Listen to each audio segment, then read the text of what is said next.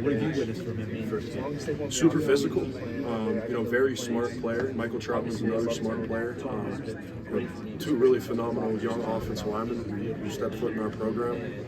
I could go on and on about them. Owen's pass pro. It's really good, really developed for someone his age, how young he is. And BT is another really smart kid, young center, super physical, and I'm really excited for both of them. What did TJ bring to the room during these 15 practices and moving forward? Physicality, that's something that we preach in the offensive line room, just being physical. He's just another smart player.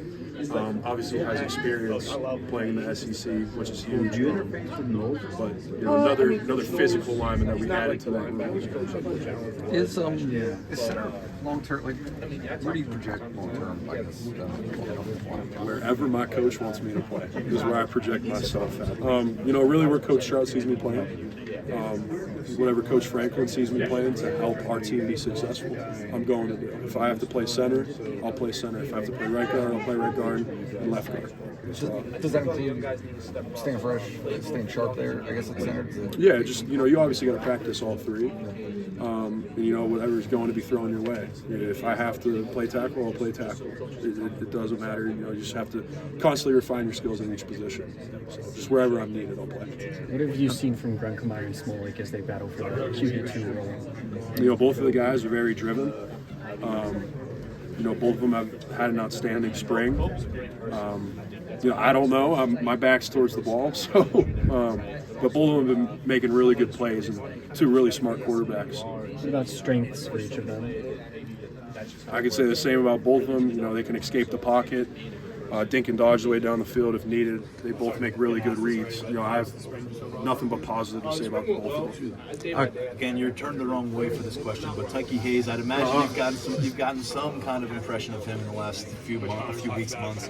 What is it?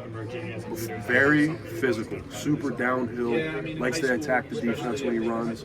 He'll break out his toolbox runs, here and there. He's shifty. He's quick to the point of attack, quick to his leverage, and he does a really good job making defenders miss. Coach Franklin was just telling us that Nick is as good a leader as he's been around in 30 years of coaching. What is your relationship with him specifically, and how do you think he's made you better on the line? Doc, Doc does a really good job bringing everybody together, and you guys have seen that throughout his time here. Doc is someone who I try and learn from. I try and get new information from. I ask him a bunch of questions, a lot of questions, a lot of the time, just so when he departs, I can probably use. I know I can use some of the information that he gave me, and implement it back to the team. So, really, just hearing what he has to say, leadership-wise, I would say that. What's the biggest thing you think you've learned from him? I would just say just the positivity and just being able to get a group of guys together and just work as one. It's something that he preaches, something that he does a really good job at. Just getting the whole team together, whether that's extra work, meeting up outside of football, just doing stuff that the team wants to do. He's a really good guy.